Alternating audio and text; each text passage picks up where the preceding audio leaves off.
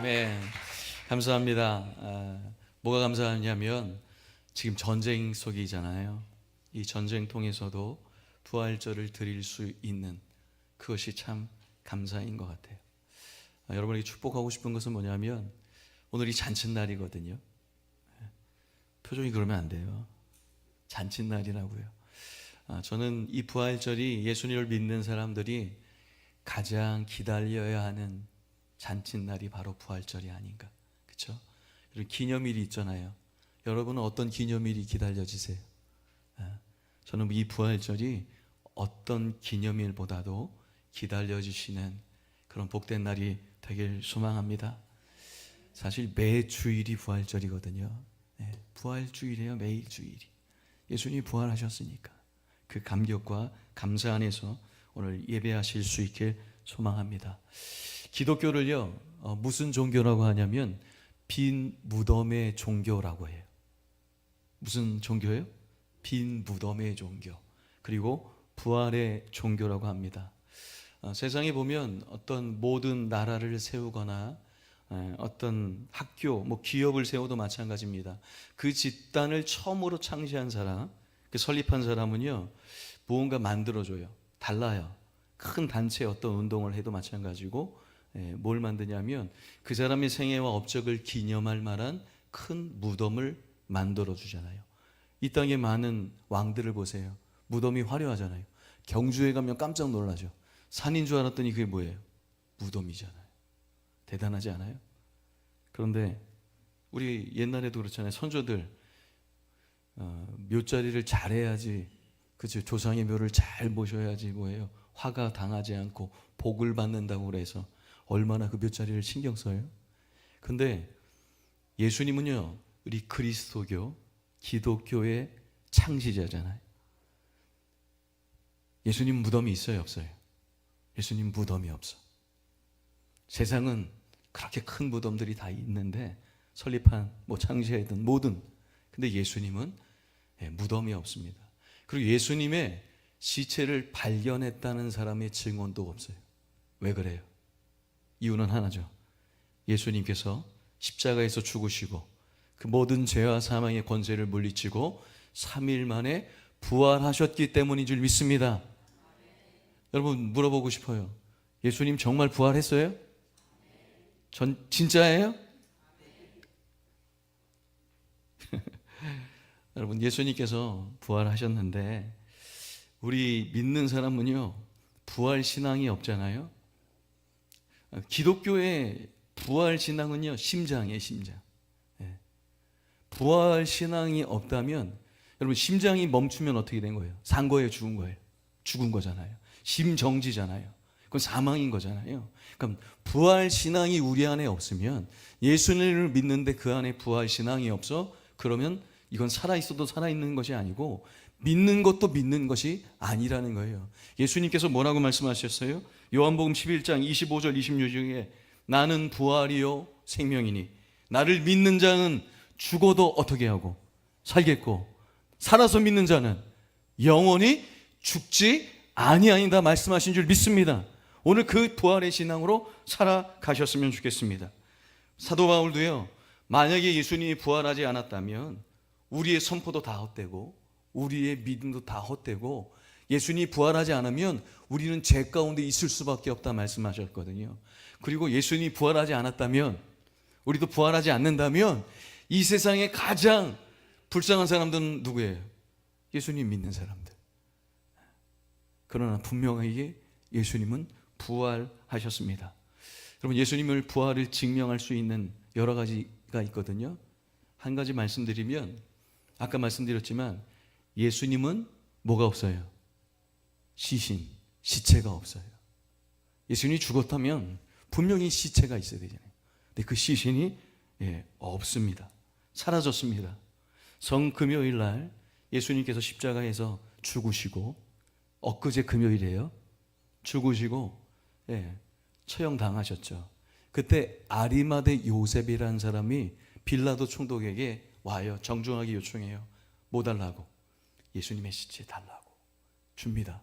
그래서 그 아리마대 요셉이 그 삼배에 싸서 예수님을 모셔서 그 돌로 만든 무덤이거든요. 그 돌이에요, 그냥. 그걸 파서 만든 그 무덤에 예수님을 안치하고 그 다음에 커다란 바위로 그 무덤을 막아 놓습니다. 저는 그런 마음이 생각나더라고요. 아리마대 요셉이죠. 삼배의 옷을 쌌잖아요, 예수님을. 그럼 예수님이 태어나셨을 때는 그 육신의 아버지 누구예요? 요셉도. 그렇죠? 요셉이 만류에 그 천을 싸서 아기 예수님을 옮겨 놓으셨잖아요. 그 생각이 나더라고요. 요셉의, 둘 다 요셉이에요. 그렇죠? 안식 후 첫날 막달라 마리아, 야고보의 어머니 마리아, 살로메 같은 여인들이 예수님의 시신에 그 향품을 바르기 위해서, 썩는 거, 그 방지하기 위해서 바르기 위해서 예수님의 무덤을 찾아가는 거예요. 안식 후 첫날에 가장 먼저 여자들이 그렇게 예수님을 찾아갑니다. 근데 가봤더니 어떻게 되냐니, 그 커다란 바위가 돌무덤을 가로막아 있어야 되는데 그 지키던 로마 병사도 사라지고 그 무덤에 그 돌이, 바위가 이렇게 열려 있는 거예요. 깜짝 놀란 겁니다. 예, 놀라서 들어가 보니까 어때요? 빈 무덤에 예수님이 안 계셔. 누가 나타나냐면 천사가 나타납니다.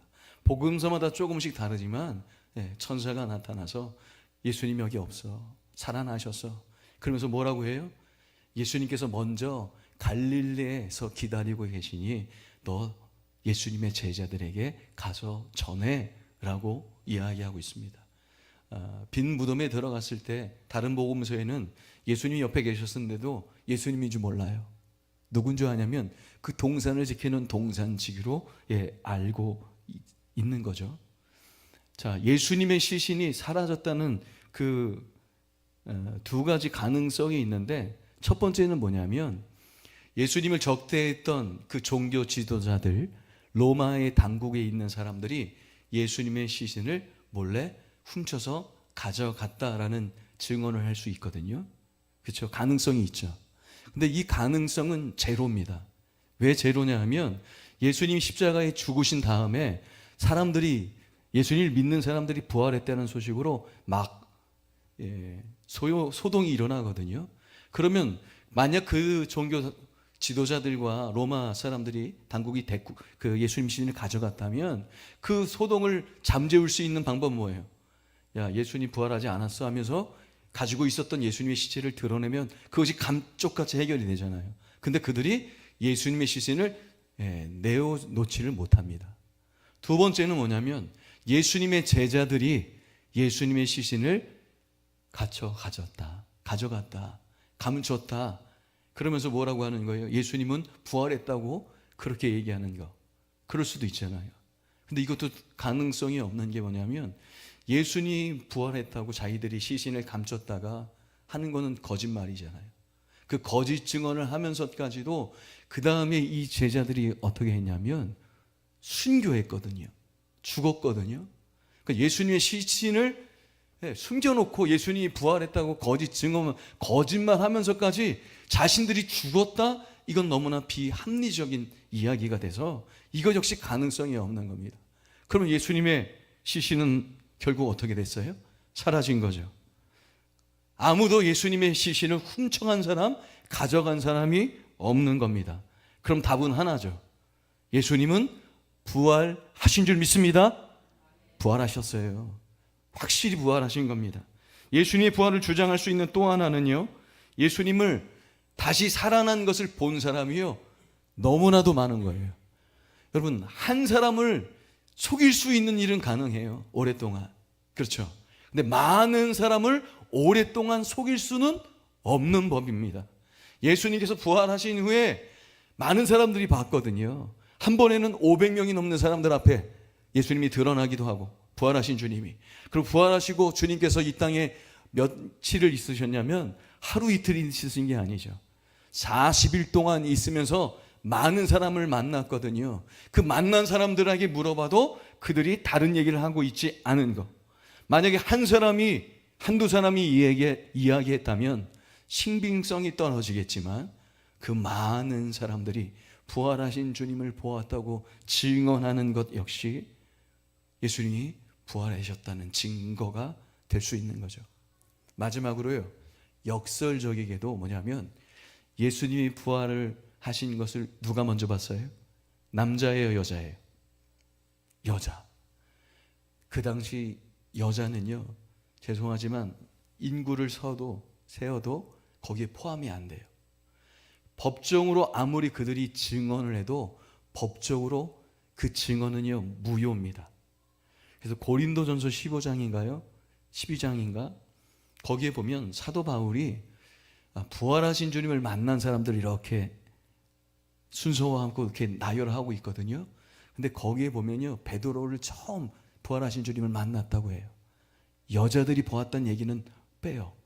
왜냐하면 여자들이 증언하는 것은 무효 처리되기 때문에, 오히려 그것이 증명하는 것이 아니라 도움이 안 되기 때문에 그 사실을 이 바울은 뺍니다. 근데 여러분 놀라운 건 뭐냐면 4복음서요, 마태, 마가, 누가, 요한이 기록된 그 복음서에는요, 예수님을 부활하심을 가장 먼저 본 사람이 여성인 것을요 분명히 기록하고 있어요. 여러분 물어볼게요. 아니 그럼 마태는, 누가는, 마가는, 요한은 여자들이 증언한 내용을 기록했을 때 그것이 많은 사람들에게 신빙성이 떨어지는 그 주장인 것을 알아요, 몰라요? 당연히 알았겠죠. 당연히 알았음에도 그 사복음서에 예수님의 부활을 그렇게 제일 먼저 본 사람이 여성이라고 증언하고 있는 것은, 그것이 예수님의 부활하신 것이 역사적인 사실이기 때문에 반드시 기록한 줄 여러분 믿으시길 소망합니다. 아멘. 그러니 오늘 분명한 것은 뭐냐면 예수님의 부활은 역사적인 사실이라는 상황입니다. 오늘 여러분에게 부활이 있음을 보여주고 싶은 영상이 있는데 한번 보여주실까요? 우리 영상 한번 보실까요?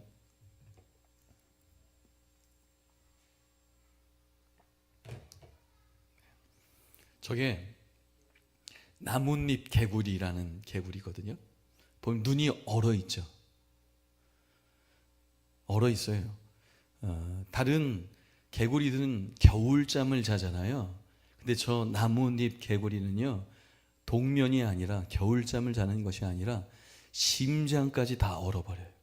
모든 게 다 얼어버려요. 눈까지 얼어버리잖아요. 그런데 봄이 되면 멈춰있던 그 심장이요 뛰어요, 다시. 신기하죠? 대단하죠? 그 나레이션 하는 분의 얘기를 들어보면 저 나뭇잎 개구리는요 죽음을 선택한대. 저항하지 않고 선택을 한다는 거예요. 쟤네들은 매년 어떻게 되는 거예요? 죽었다 살아나죠. 매년 부활을 경험해요. 평균 수명이 12년인데 의사들이 얘기합니다. 뭐라고 얘기하냐면 저거는 생물학적으로 죽은 거다. 왜냐하면 겨울잠을 자는 이 개구리나 두꺼비 종류를 보면 심장은 그래도 뛰거든요. 혈액이 어떻게 얼어버려요? 눈이 어떻게 얼어요? 다 온몸이 다 얼어버려요. 이건 죽었다는 거예요. 근데 봄이 되면 그렇게 죽었던, 멈췄던 심장이 다시금 고동치며 다시금 부활한, 오늘 저 나뭇잎 개구리는 매년 무엇을 경험해요? 부활을 경험하고 자신이 또 오늘 겨울에 또 저렇게 꽁꽁 얼어서 죽을 것을 그는 믿고 다시 깨어날 것을 믿는 거죠. 그러니까 저 개구리는요 뭘 믿어요? 부활을 믿는 것 같아요. 그리고 부활을 경험하고 오늘 부활을 품고 있다는 거죠. 오늘 여러분에게 묻고 싶은 거예요. 여러분은 예수님의 부활을 정말로 믿고 품고 살아가고 있냔 말입니다. 여러분 예수님의 제자들도 보면요 부활하신 주 다음에 막달라 마리가 제일 먼저 보잖아요. 근데 그 역시 믿지 못해요. 많은 제자들 역시 부활하신 주님을 보고 단번에 믿지 못합니다. 그래서 숨어 있잖아요, 두려워서. 그 가운데 예수님께서 부활하시고 제자들을 찾아옵니다. 그렇죠? 그래서 제자들을 만나요. 그랬더니 그 현장에 있었던 제자들은 이제 조금씩 예수님의 부활을 믿어가지만 나중에 그 자리에 없었던 도마라는 사람이 있었어요. 도마는 예수님을 믿지 못하겠대, 부활한 거. 그래서 뭐라고 얘기하냐면 내 눈으로, 내 손으로 예수님이 십자가에서 손에 못 자국이 있잖아요. 못 박혔으니까 그 손자국에 내가 손을 넣어보지 않고는, 그 옆구리에 창을 맞는 그 구멍에 내가 손을 넣어보지 않고는 내 눈으로 보기 전에는 나 믿지 않을 거라 얘기합니다. 저는 여기서 한번 여러분에게 한번 제안 드리고 싶은 것은, 나누고 싶은 건 뭐냐면, 그럼 예수님의 제자들과 이 도마의 믿음을 봤을 때, 비교했을 때 누가 더 나은 믿음이에요? 누가 더 뛰어난 믿음이라고 얘기할 수 있냐 이거예요. 처음에 부활하신 주님이 제자들을 만났을 때도 그들은 믿지 못했단 말이에요. 현장에 찾아온 그 주님을 만난 사람도 믿지 못하는데, 그 현장에 없었던 도마, 그렇게 이야기하는 것은 그렇게 크게 과하다고 여기지 않는 겁니다. 여러분에게 여기서 깨달아야 할 것은 뭐냐면, 우리의 불신앙이라는 것이, 우리의 불신앙이요, 조금 덜 불신앙이 있고 조금 많은 불신앙이 있을까요? 아니에요. 둘 다 뭐 하는 거예요? 둘 다 결국은 믿지 못하는 거거든요. 믿음이 없는 거거든요. 오늘 우리는 어때요? 난 조금 더 믿음이 낫지, 난 조금 믿음이 못하지, 아니라는 겁니다. 예수님은 직접 도마를 찾아오셔서 8일 후에 찾아와요. 그리고 손을 내밀어서 한번 넣어보라고. 그렇죠? 그리고는 뭐라고 해요? 믿으라 라고 말씀합니다. 그가 그렇게 확인하고 뭐라고 고백하냐면, 도마가요, 나의 주님, 나의 하나님이라고 고백합니다. 이 도마의 고백은요, 누구의 고백과 똑같은 거냐면, 베드로가 사도행전인가요? 16장 16절에 뭐라고 고백해요? 주는 그리스도시요 살아계신 하나님의 아들입니다 라고 하는 고백과 똑같은 고백이에요. 여러분, 예수님을 하나님이라고 고백하는 고백보다 뛰어난 고백은 없는 거예요. 아멘이세요? 예수님이 하나님이십니다. 오늘 그것을 믿고 오늘 살아갈 때 예수님은 믿음의 정수를 분명하게 도마에게 말씀하시죠. 너는 나를 보는 거로 믿느냐? 보지 않고 믿는 것이 복되도다. 할렐루야. 여러분, 우린 부활의 현장에는 없었지만 여러분의 10년 가운데 여러분 보지 않고 믿을 수 있는 믿음이 있길 소망합니다. 아멘. 의심 없는 믿음 되기를 원합니다. 오늘 부활을 품은 믿음으로 그렇게 살아가실 수 있길 축복합니다. 우리의 눈으로 보는 거요, 그렇게 정확하지 않아요. 우리의 눈으로 보는 거는요, 너무나도 제한적입니다. 여러분, 어떤 일이 있었냐면 그런 일이 있었어요. 영화관을 가서, 영화 제 얘기는 아니고 그런 스토리인데, 뭐냐면 영화관에 갔다가 영화를 보고 나오는 거예요. 근데 저기 보니까 내 친구가 있는 거야. 그래서 너무나 반가워가지고 달려가가지고요, 친구 뒤통수를 딱 때리면서, 친구 이름을 부르면서 뒤통수를 한 대 때렸어요. 친구인 줄 알고 때렸단 말이에요. 그랬더니 맞으니까 돌아봤을 거 아니에요. 근데 친구가 아니야. 아유, 죄송합니다. 친구도 못 알아봐요. 어떻게 해? 근데 조금 가다가 가서 또 때리는 거예요. 아, 친구야 하면서 더 반갑게, 아까보다 더 반가우니까 또 때린 거예요. 그 사람을, 똑같은 사람을. 그래서 뭐라고 하는지 아세요? 야, 내가 오늘 너랑 똑같은 사람 봤다고 좀 전에. 그러면 우리의 눈이 아직 이해가 안 되시는 분이 있는 것 같은데, 우리의 바라보는 눈이 정확해요? 정확하지 않아요? 정확하지 않아요. 똑같은 사건도요, 이쪽에서 보는 거하고 저쪽에서 보는 거하고 여러분, 분명히 다릅니다. 그렇죠? 같은 위치가 아니면 달라요. 스포츠 경기에도 보면 심판들이 계속 그 판정 시비에 어려움 당하잖아요. 그래서 VAR이라는 게 생겼잖아요. 그거 확인해야 된다는 거예요. 우리의 눈이 정확하다면 VAR이 필요해요? 필요하지 않아요? 필요 없을 겁니다. 오늘 우리가 보았다는 것이 오히려 어쩌면 우리의 믿음을 더 흔들리게 만드는 것도 될 수 있다는 거예요. 그러니 여러분, 눈으로 보는 여러분의 믿음이 아니라, 의심을 품는 믿음이 아니라 뭐를 품어요? 오늘 이 아침 부활을 품을 수 있길 축복합니다. 아멘. 많은 제자들이요, 그렇게 못 알아보더라고요. 예수님을, 부활하신 주님을. 엠마오로 가는 두 제자가 예수님이 부활했다는 소식을 들었음에도 불구하고 그들이 예루살렘을 떠납니다. 믿었다면 떠나지 않을 거예요. 근데 둘이 막 대화하는 가운데 그 옆에 누가 계셨냐면 부활하신 주님이 계셨어요. 근데 그들이 예수님을 못 봐요. 알아보지를 못해요. 그때 예수님이 있었던 모든 사건을 이야기하고 저녁에 돼서 그들과 식사하고 그들과 함께 떡을 베풀며 주님을 말씀을 나눌 때 그들이 드디어 눈이 떠져서 주님을 알아봅니다. 근데 주님은 사라져요. 그러나 그들에게는 어떤 믿음이 생겼냐면 이제 보지 않고도 믿을 수 있는 믿음이 생겨서 다시금 예루살렘을 떠나는 것이 아니라 다시금 예루살렘으로 들어가죠. 두려움을 이기고 들어갑니다. 그래서 많은 사람들에게 예수님을 보지 않고 믿을 수 있는 믿음을 선포하며 증언하며 부활의 증인으로 살아가기는 되는 그 역사가 그들 가운데 일어나는 것. 오늘 부활의 신앙은 어떤 것이냐면 오늘 두려움 없이 보지 않고 믿는 그 믿음으로 과감하게 세상에서 부활의 증인으로 예수님의 부활을 증언하며 살아가는 그것이 오늘 우리가 품어야 할 부활 신앙인 줄 믿습니다. 여러분 한 가지 물어볼게요. 예수님이 부활하셨잖아요. 예수님이 부활하셨을 때 예수님의 몸에는 그 못자국과 창자국이 있었을까요? 없었을까요? 아까 얘기했잖아요. 도마가 집어넣었다고. 있었죠. 여러분 부활과 소생은 다른 거예요. 성경에 보면 엘리사도 그랬고 엘리야도 그랬고 죽은 자를 살렸죠. 야이로의 딸 과인성 나부의 아들도 살렸고 나사로도 살리는 이야기가 나왔잖아요. 이건 부활이 아니라 뭐예요? 소생이에요. 소생. 그러니까 예수님은 다른 게 뭐냐면 십자가에 죽기 이전의 모습으로 부활하신 게 아니에요. 그 모든 상처 그걸 다 갖고 그 손자국 못자국을 다 갖고 다시 부활하신 거거든요. 그러나 이전의 소생들은 어때요? 그들은 결국 이전과 똑같아지는 거잖아요. 다시 그냥 소생한 거니까.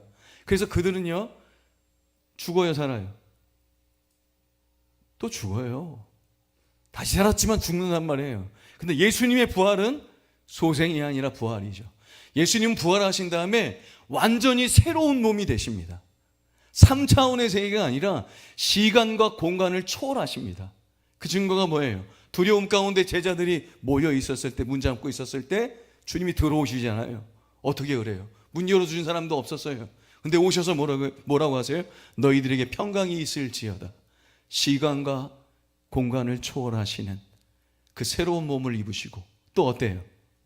쇠하지도 아니하시고 죽지도 아니하시고 그 몸으로 완전하게 새롭게 입으신 것을 보게 되는 거죠. 부활과 소생은 다른 겁니다, 여러분. 예수님은 또 어떠세요? 베드로 3번 부인했죠. 3번 부인한 이 베드로를 주님이 찾아오세요. 뭐라고 물어보냐면 네가 다른 사람들보다 나를 더 사랑하느냐? 하고 묻자 네 주님 그러합니다. 내가 주님 사랑하는 줄 주님이 아시죠? 3번 똑같이 대답합니다. 근데 예수님도 3번을 질문하시는데 첫 번째, 두 번째 질문은요 내가 너를 아가페하느냐 사랑하느냐 할 때 그 사랑을 아가페라고 물어보시거든요. 근데 그 대답에 베드로는 3번 다 아가페라고 대답하지 않고 필레오라고 얘기해요. 대답을. 아가페는 뭐냐면 완전히 무조건적인 희생적인 사랑을 얘기하는 거고요. 그 필레오는 어떤 사랑이에요? 친구들과의 깊은 우정과 같은 그 친밀함이 있는 관계에서 할 수 있는 그 사랑을 얘기하고 있거든요. 예수님이 마지막 3번째 물을 때는 아가페 하느냐 묻지 않으시고 필레오 하느냐고 물으세요. 생각해 보세요. 베드로가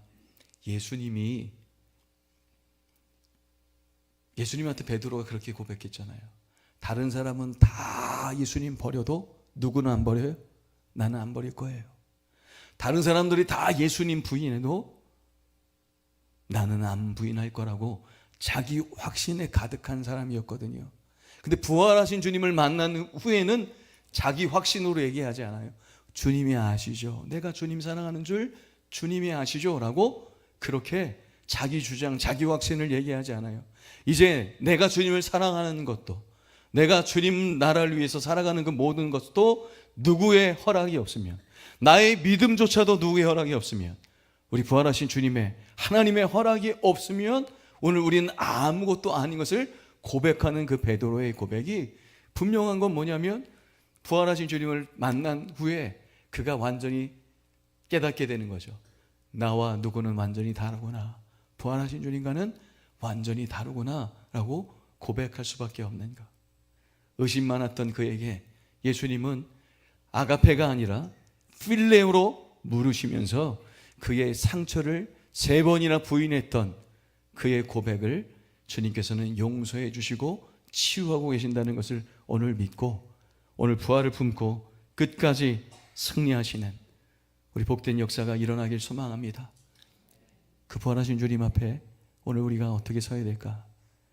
베드로가 주님이 찾아오셔서 3번 부인한 그것을 치료하면서 내 양을 먹여라, 내 양을 치라 말씀하셨던 것처럼 오늘 우리가 사명으로 살아가셨으면 좋겠습니다. 설교가 길어서 힘드시죠? 이제 마치려고요. 부활하신 주님이요, 승천하시거든요. 이제 하나님 품에 가시는 거예요. 올라가시는데 마지막으로 우리에게 명령한 게 있어요. 마지막 명령. 그게 뭡니까? 마태복음 28장 18절부터 20절 말씀. 그러므로 너희는 가서, 한번 해보세요. 그러므로 너희는 가서 모든 민족을 제자로 삼아 아버지와 아들과 성령의 이름으로 세례를 베풀고 내가 너희에게 가르쳐준 모든 것을 가르쳐 지키게 하라. 볼지어다 세상 끝날까지 내가 너희와 항상 함께 있을지어다. 이 부활하신 주님 우리에게 마지막으로 하신 지상 명령이거든요. 그런데 놀라운 게 뭐냐면 17절 그 앞에 뭐라고 말씀하시냐면, 성경에 아직도 의심하는 사람들이 있더라. 17절 앞에 그 말씀이 있어요. 아니, 주님은 아직도 의심하는 자들 앞에 이 마지막 지상 명령을 허락하시고 계신 것은 이들이 지금은 의심해도 앞으로는 어떻게 해요? 예수님의 부활의 능력을 믿고 부활신앙을 품고 세상 끝날까지 주님이 함께 하신다는 것을 믿는 믿음으로 살아갈 것을 믿고 선포하신 것이 아닌가. 오늘 여러분 예수님의 부활 앞에 의심하는 마음이 있으세요? 여러분, 그러나 의심하는 자들 가운데 오늘 분명히 부활하신 주님이 나는 너와 항상 함께 할 것이라고 선포하고 계시니, 오늘 의심을 품는 자가 아니라 오늘 부활을 품고 여러분의 앞날을 주님께 맡기셔서 예수님께서 완전히 새로운 몸으로 바뀌셨듯이 오늘 우리가 주님을 믿고 우리가 주님의 신앙으로 살아가면 결국 우리도 죽어서 누구처럼 되는 거예요? 예수님이 입었던 그 부활의 몸을 입고 영생의 복을 누리며 그 나라에서 끝까지 주님을 높여드리는 복된 인생 될 줄 여러분 믿으시길 축복합니다.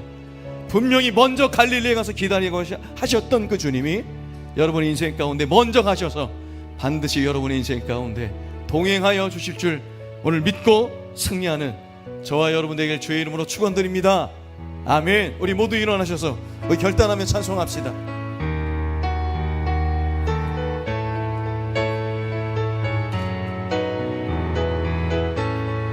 주 하나님, 주 하나님, 우리 박수하며 찬송합시다. 독생자 예수 날 위하여 오시었네, 오시었네. 내 모든 죄 용서하시고 죽음에서 부활하신 나의 구세주, 살아계신 주, 나의 참된 소망, 걱정 근심 전혀 없네, 전혀 없네. 사랑의 주 내 갈 길 인도하 내 모든 삶의 기쁨 늘 충만하네. 주 안에서 거듭난 생명 부활의 기쁨으로 노래합니다. 주의 사랑 참 기쁨과